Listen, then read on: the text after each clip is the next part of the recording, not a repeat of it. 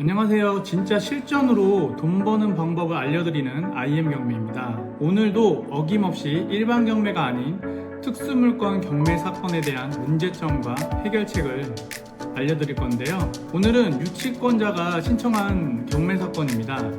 유치권자가 경매 신청을 하는 경우는 매우 드문 일인데요. 그만큼 난이도가 있습니다.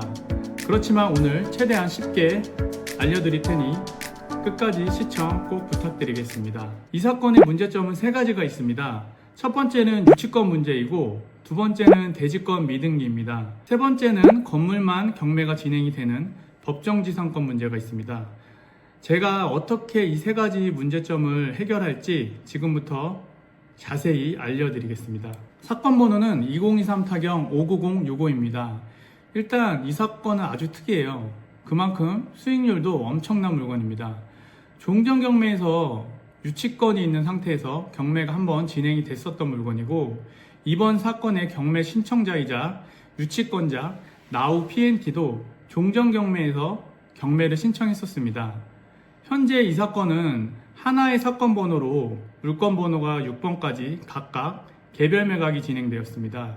이 6개의 물건 모두 종전 사건에서 유치권이 신고되어 있는 상태에서 현재 소유자인 김정모 씨 외 4인에게 낙찰이 되었습니다. 하지만 유치권자 나우 PNT와 협상이 이루어지지 않아서 다시 유치권자인 나우 PNT가 유치권에 기해서 두 번째 경매를 신청한 겁니다. 종전 경매의 낙찰자들은 낙찰을 받고 이 나우 PNT의 유치권을 해결을 못한 거죠. 1번 물건을 보겠습니다. 소재지는 경기도 용인시 처인구에 위치한 다세대 주택입니다. 건물 면적은 119평이고 건물만 경매가 진행되었습니다.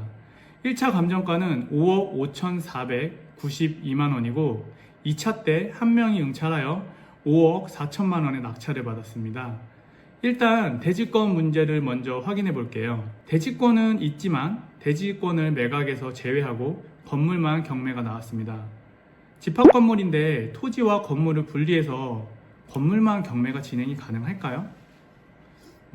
일단 원칙적으로는 집합건물법 분리처분 규정이 있는데요. 집합건물의 소유 및 관리에 관한 법률 제20조를 보면 제1항에 구분 소유자의 대지 사용권은 그가 가지는 전유 부분의 처분에 따른다. 제2항에 구분 소유자는 그가 가지는 전유 부분과 분리하여 대지 사용권을 처분할 수 없다.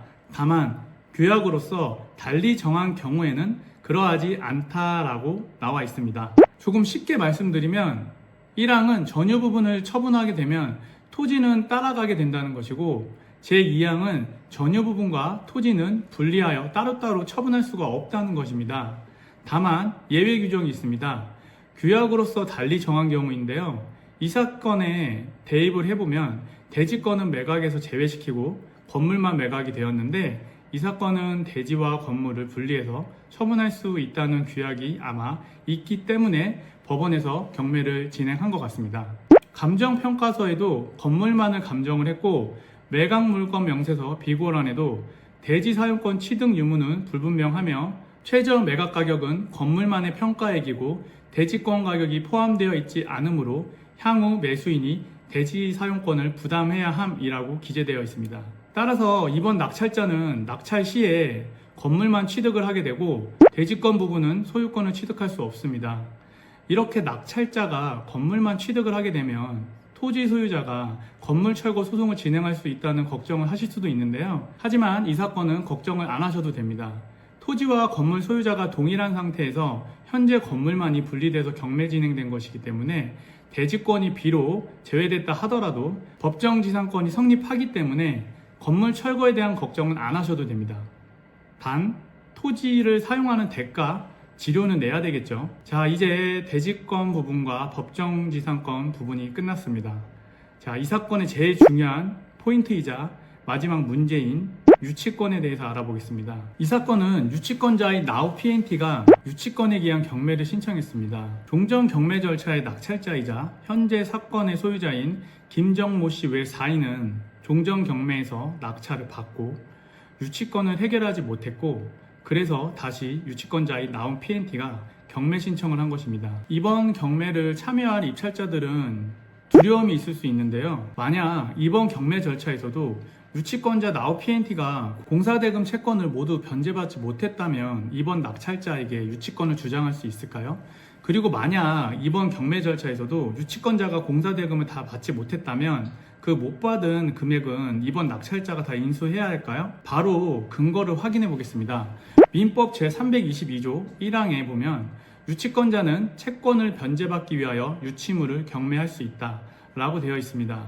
즉 유치권자가 유치권으로 경매 신청이 가능하다는 얘기죠. 그리고 민사집행법 제274조 2항을 보면 유치권 등에 의한 경매 절차는 목적물에 대하여 강제 경매 또는 담보권 실행을 위한 경매 절차가 개시된 경우에는 이를 정지하고 채권자 또는 담보권자를 위하여 그 절차를 계속 진행한다 라고 되어 있습니다. 이 항을 조금 쉽게 설명을 드리면 유치권자도 유치권에 기해서 경매 신청을 할 수 있지만 그 후에 다른 채권자가 강제 경매나 임의 경매를 신청한 경우에는 유치권에 의한 경매는 정지가 되고 그 후에 신청된 강제 경매나 임의 경매로 진행이 된다는 것입니다. 그리고 또 하나 3항을 보면 제2항의 경우 강제 경매 또는 담보권 실행을 위한 경매가 취소되면 유치권 등에 의한 경매 절차를 계속 진행해야 한다라고 되어 있는데요. 이 말은 이항처럼 임의경매나 강제경매가 진행이 되다가 취소가 되면 정지가 되어 있던 유치권에 의한 경매가 살아나서 계속 유치권에 의한 경매로 진행을 해야 된다는 규정입니다. 여기서 집중해 주세요. 이 민법의 내용을 기반으로 종전 경매 절차를 잠시 설명해 드릴게요. 종전 경매 절차에서 2018년 3월 2일에 서울 축협에서 임의경매를 신청합니다. 그 다음 2022년 10월 4일 유치권자 나우 P&T가 후행경매를 신청을 하는데요. 종전 경매 절차는 나우 P&T가 신청한 경매로 매각이 된 게 아니에요. 만약 나우 P&T가 후행경매가 아닌 서울 축협보다 먼저 경매 신청을 했어도 서울 축협의 임의경매 절차로 진행이 된 거예요. 이 부분을 잘 기억해 주세요. 이 사건의 유치권 문제 결론부터 말씀을 드리자면 이번 낙찰자는 유치권을 인수하지 않아도 되고 만약 경매 신청자인 유치권자 나우 P&T가 유치권 금액을 다 못 받았다고 하더라도 낙찰자는 그 금액을 인수하지 않습니다. 근데 어떻게 인수하지 않을까요? 그 근거를 설명해 드릴게요. 조금 지루하실 수 있는데요. 끝까지 시청해 주세요. 오늘은 진짜 꿀팁입니다. 첫 번째 경매 절차에서도 유치권에 기한 경매를 신청했지만 낙찰자에게 유치권 금액을 변제받지 못해서 두 번째 경매를 신청한 유치권자 나우 P&T가 이번 낙찰자한테도 똑같이 유치권을 주장할 수 있을지 판례를 알려드릴게요. 유치권에 의한 경매 절차가 정지된 상태에서 목적물에 대한 강제 경매 또는 담보권 실행을 위한 경매 절차가 진행이 되어 매각이 이뤄진 경우 유치권이 소멸하는지 소급, 즉 소멸하지 않는다는 얘기입니다.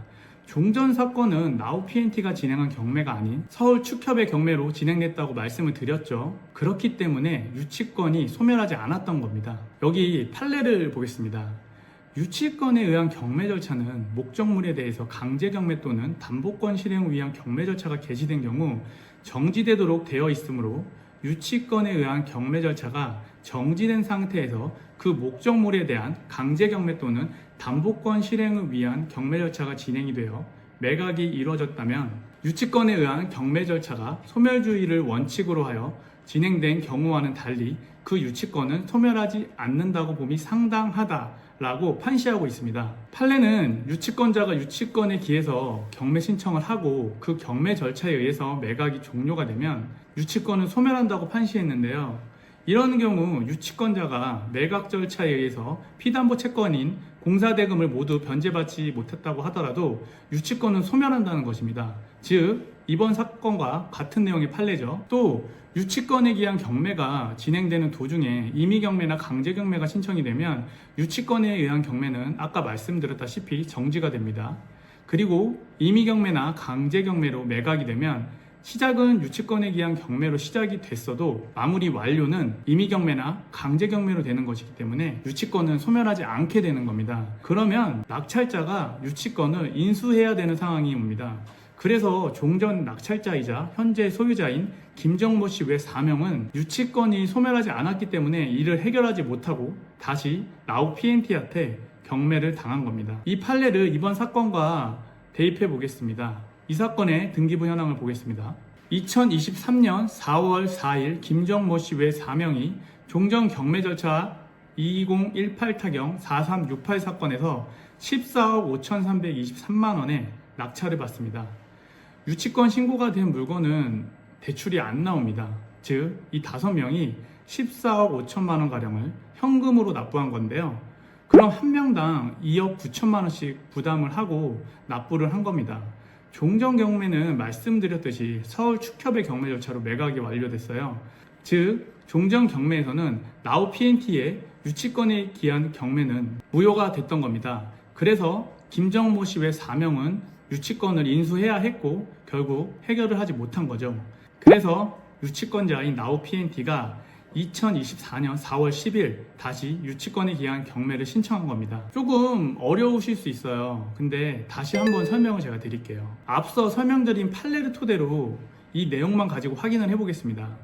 종전 경매는 유치권에 기한 경매와 서울 축협의 임의 경매가 같이 신청이 되었는데요. 이 경우 유치권에 기한 경매가 정지가 된 겁니다. 그리고 판례대로 임의 경매나 강제 경매로 매각이 되면 만약 유치권에 기한 경매로 시작이 됐어도 마무리 완료는 임의 경매나 강제 경매로 진행이 되는 것이기 때문에 종전 경매 절차에서 유치권을 소멸하지 않게 된 겁니다. 그럼 낙찰자가 유치권을 인수해야 됩니다. 그래서 종전 낙찰자이자 현재 소유자인 김정모 씨의 4명은 유치권을 해결하지 못했기 때문에 다시 경매 신청을 당한 겁니다. 판례는 유치권자가 유치권에 기해서 경매를 신청하고 그 경매 절차에 의해서 매각이 종료되면 유치권을 소멸한다고 판시했습니다. 이런 경우 유치권자가 매각 절차에 의해서 피담보 채권인 공사대금을 모두 변제받지 못했다고 하더라도 유치권은 소멸한다는 것입니다. 즉, 이번 사건과 같은 내용의 판례입니다. 마지막 최종 정리를 하면 이 물건의 경우 대지권은 매각에서 제외됐지만 법정지상권이 성립하기 때문에 건물을 철거당하지는 않습니다. 하지만 대지 사용료인 지료는 내야 됩니다. 그리고 유치권에 관한 것은 판례대로 모두 소멸하고 낙찰자는 유치권에 대한 부담을 가지지 않아도 됩니다. 즉, 이번 경매 낙찰자는 유치권 금액을 인수하지 않아도 됩니다. 하지만 이번 낙찰자는 결국 경매 신청권자이자 유치권자인 라오 PNT가 2차 때 낙찰을 받았습니다. 만약 다른 제3자가 낙찰을 받았어도 유치권은 소멸하고 낙찰자가 책임져야 되는 금액은 없는 물건이었습니다. 오늘도 이렇게 심각한 문제가 될 거라고 생각을 했지만 결국 함정이었고 아무 일도 없는 물건이었습니다. 저희 IM 경매 식구들은 이런 물건을 앞으로 만나게 되셨을 때 이번 영상으로 겁먹지 마시고 본인의 수익률과 맞다면 입찰에 참여해서 수익을 내시길 바라겠습니다. 그리고 저희 IM 경매에서 4월 26일 토요일 오후 1시에 무료 강의를 시작합니다. 아래 고정 링크 클릭하시면 자세한 내용 나와 있으니 실전으로 돈 버는 경매를 배우고 싶은 분들은 많은 시청 부탁드리겠습니다. 감사합니다.